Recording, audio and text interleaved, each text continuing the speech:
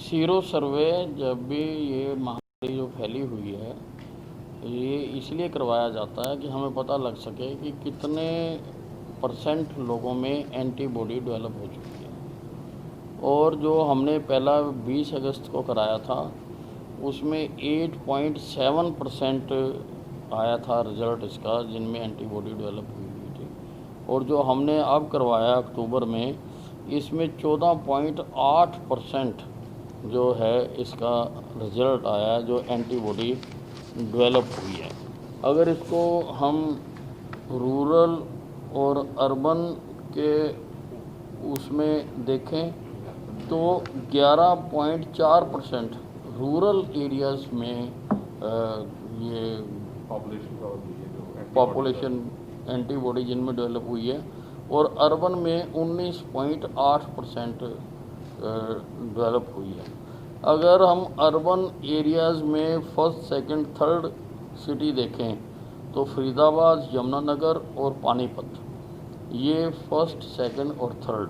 फरीदाबाद में 40.2%, यमुनानगर में 37.1% और पानीपत में 36.3% इसका पॉजिटिव आया है।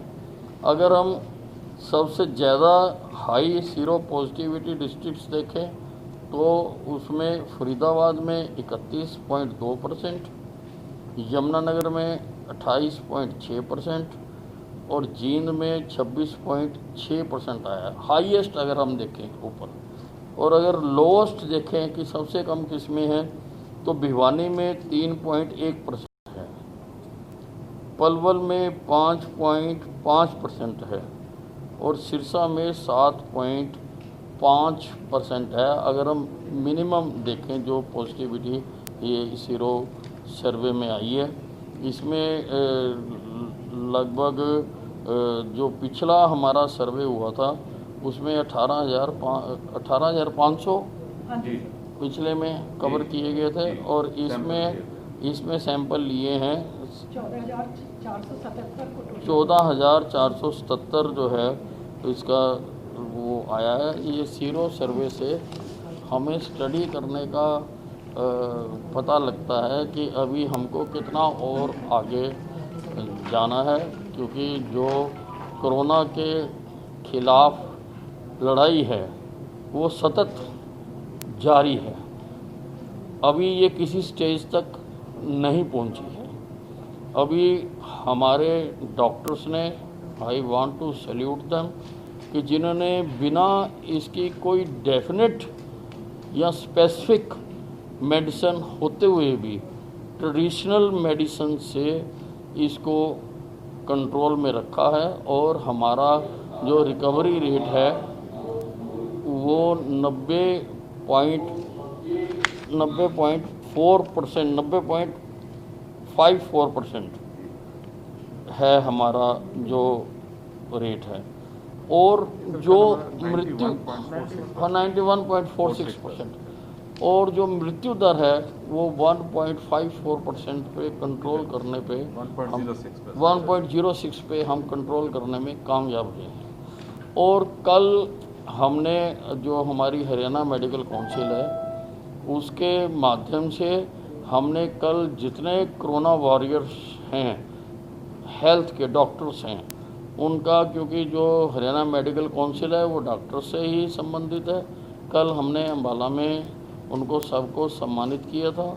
और जो वॉरियर्स जिन्होंने अपनी जान खो दी इसमें, जहाँ जो शहीद हो गए, उनके परिवार वालों को भी हमने रिकॉग्नाइज़ किया था कि ये इनके परिवार वाले हैं। जो डॉक्टर्स कम्युनिटी है दे हैव डन वेल, लेकिन अब हम उनसे ये अपेक्षा करते हैं कि मृत्यु दर को वो और नीचे लाने का प्रयास करें, कि मृत्यु दर और नीचे आनी चाहिए। और इसका जो सारा स्टडी है वो भी इसमें की जाए कि ये जो वायरस है, क्योंकि ये बहुत ही धोखेबाज और बेईमान वायरस है, इसकी कोई हमारे पास स्टडी नहीं है, हमारे पास इसका कोई पुराना इतिहास नहीं है। हमको ये मालूम नहीं है कि ये गर्मी में बढ़ता है या घटता है, सर्दी में बढ़ता है या घटता है, साल के किन महीनों में ये ज़्यादा होता है या किन में कम होता है। जैसे बाकी बुखार हैं उनकी हमारे पास स्टडी है, जो बाकी जितने भी वायरस हैं, लेकिन इसके बारे में अभी हमारे पास कोई ज्ञान नहीं है। तो इसलिए ये ज्ञान भी हमें डॉक्टर कम्युनिटी ही देगी। डॉक्टर्स को ही सबको मैंने कहा है कि आप इसका पूरा स्टडी करें। और जैसा कि मैंने शुरू में भी एक बार बताया था कि हमने अपने जो मेडिकल जो मेरा डिपार्टमेंट है उसमें हमने एक टीम गठित की है कि इसका सारा इतिहास वो स्टडी करेंगे और उसको रिकॉर्ड करेंगे कि किन किन परिस्थितियों से होकर हम गुजरे, क्या क्या हमने प्रयोग किए, कौन कौन से प्रयोग कामयाब रहे, कौन कौन से प्रयोग ठीक नहीं रहे, ताकि आइंदा कभी भी अगर मानव जाति पर इस प्रकार का प्रहार होता है किसी बीमारी के माध्यम से, तो ये स्टडी उस वक़्त आने वाली पीढ़ियों के लिए ये उस वक़्त एक बहुत आई ओपनर होगा, देखने के लिए होगा। हमें इससे बहुत लाभ होगा कि इस सन में 2020 में ये बीमारी आई थी और ये प्रक्रियाएं अपनाई गई थी। जैसा अब हमने बनाया है, आइसोलेशन सेंटर बनाए हैं, हमने कोविड केयर सेंटर बनाए हैं, हमने आईसीयू बनाए हैं, हमने सब जगह पर वेंटिलेटर्स हमने लगाए हैं। जो प्रयास हमने अब किए हैं ताकि 100 साल बाद, 200 साल बाद, 1000 साल बाद अगर ऐसी कोई बीमारी आती है तो जो स्टडी अब की हुई होगी उस वक़्त की पीढ़ी को उससे लाभ होगा, वो हमने करने के लिए कहा है।